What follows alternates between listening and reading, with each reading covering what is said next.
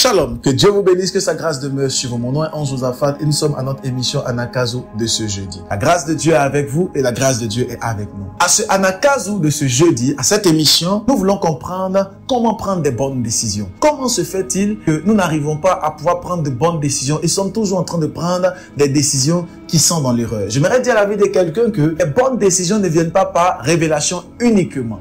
Les bonnes décisions ne viennent pas par la pensée divine de Dieu uniquement. Les bonnes pensées ne viennent pas par des prophéties uniquement. Les bonnes pensées viennent aussi par notre intelligence et par notre capacité à réfléchir. Si Dieu nous a donné un intellect, si Dieu nous a donné un cerveau, c'est pour que nous puissions nous en servir. Le cerveau n'a pas été créé pour que nous puissions commencer à faire autre chose avec le cerveau. Non, le cerveau a été créé afin de pouvoir réfléchir. Et dans le cerveau, il y a ce qu'on appelle la mémoire. Il y a beaucoup de choses qui ont trait avec le cerveau. Il y a la conscience, il y a l'inconscience et il y a tous ces éléments-là. Mais excellent enfant de Dieu, le cerveau également nous permet de réfléchir. La tête nous permet de réfléchir. Et si Dieu nous a permis de pouvoir réfléchir, c'est que c'est parce que Dieu veut que nous puissions nous servir de ce muscle ou encore de cette pensée ou de ces neurones. Dieu veut que nous puissions nous servir de cet organe afin de pouvoir avancer et transcender. Vous allez vous rendre compte que plusieurs personnes dans ce monde n'ont pas peut-être eu une prophétie ou une révélation du Seigneur, mais avec leur intellect, avec leur cerveau,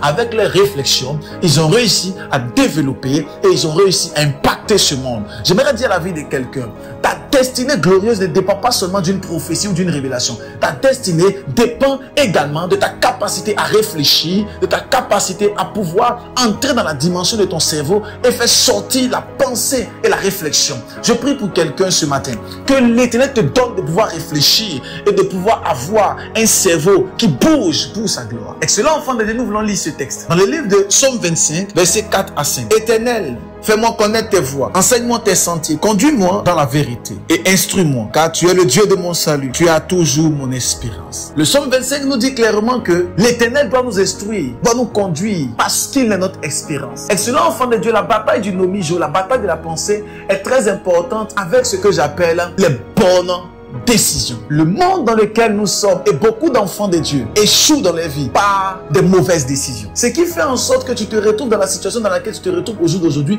c'est à cause d'une mauvaise décision. Ce qui fait en sorte que ton époux t'a laissé ou ton épouse t'a quitté, c'est à cause d'une mauvaise décision. Ce qui fait en sorte que ton patron t'a chassé de ton travail, c'est à cause souvent d'une mauvaise décision. Alors, nous sommes souvent victimes de plusieurs événements à cause d'une mauvaise décision. Le premier homme qui s'appelait Adam était auprès de Jésus-Christ, auprès de Dieu, mais à cause d'une mauvaise décision, sa vie a été chamboulée. J'aimerais prier pour quelqu'un pendant qu'il entend le son de ma voix. Que tes décisions ne soient pas mauvaises, mais que tes décisions soient les décisions de Dieu, au nom de Jésus-Christ. Alors, pour avoir les décisions de Dieu, il faut avoir ce qu'on appelle le nomijo, la pensée. Car c'est ta pensée qui te permettra de pouvoir prendre une décision. Lorsque vous arrivez souvent au marché, vous voyez des fruits qui sont étalés, vous voulez prendre un fruit. Et dans votre pensée, une pensée vient vers vous et vous dit non, ce fruit-là, il n'est pas bon. Laisse-le, prends tel fruit. Et vous allez vous rendre compte que vous allez prendre une décision en fonction des deux fruits. Pourquoi? Parce que vous avez eu une pensée dans votre cœur. Vous serez en train de marcher et vous allez rencontrer une jeune dame et votre pensée va vous dire, oh elle est très belle, aborde-la et prends son numéro. Et vous allez aller et vous allez l'aborder. Pourquoi? Parce que vous avez eu une pensée. Donc vous allez prendre une décision de pouvoir prendre le numéro de cette jeune fille, prendre le numéro de ce monsieur sur la base d'une décision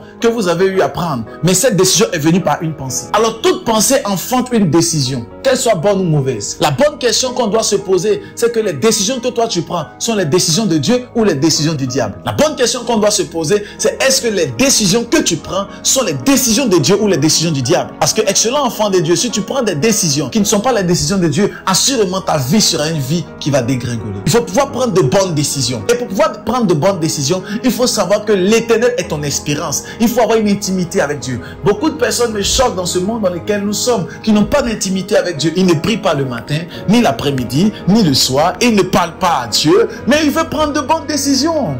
C'est comme quelqu'un qui veut quitter Paris et arriver dans la ville de Genève, mais il veut simplement s'envoler et aller. Ce n'est juste pas possible. Tu n'as pas d'aile. Ça n'existe pas. Et beaucoup de personnes veulent prendre de bonnes décisions, mais sans avoir une intimité avec Dieu. Mais tu prendras continuellement une mauvaise décision. Parce que ton intimité avec Dieu, elle est zéro, elle est caduque et elle est minable. Tu dois pouvoir avoir une intimité avec Dieu, ton intimité dans ta vie de prière, par ta capacité à prier, par ta capacité à avoir une intimité avec Dieu. Et Dieu va te transformer et te changer. Le Dieu que nous servons est un Dieu qui est capable de bouleverser des vies. Mais il a besoin de ton intimité avec lui. Tu ne peux pas prétendre aimer ton mari et ne pas avoir une intimité avec ton mari. Tu ne peux pas prétendre aimer ta femme et ne pas avoir une intimité avec ta femme. Ce n'est juste pas possible. Donc tu ne peux pas prétendre aimer Dieu et ne pas avoir une intimité avec lui. J'aimerais prier pour quelqu'un ce matin. Que l'Éternel te donne d'avoir une intimité avec lui afin de prendre des bonnes décisions. Je prie que Dieu te pousse dans sa présence. Que l'Éternel te pousse dans sa présence. Au nom puissant de Jésus-Christ, que Dieu vous bénisse, que sa grâce demeure sur vous. Partagez, mettez les cœurs et invitez le maximum de personnes. S'il y a des personnes qui n'ont pas encore téléchargé l'application sur YouTube, vous le voyez, sur Instagram, sur Facebook et même sur TikTok. Prophète Ange Josaphat, vous pouvez suivre cela. Ou allez sur Play Store, sur Apple Store, télécharger l'application Anakazu et Dieu nous fera beaucoup de bien. Excellent enfant de Dieu, j'aimerais vous dire ceci. Partagez, partagez, partagez. On se retrouve demain pour notre temps de guérison de miracles à 6 heures. Que Dieu vous bénisse.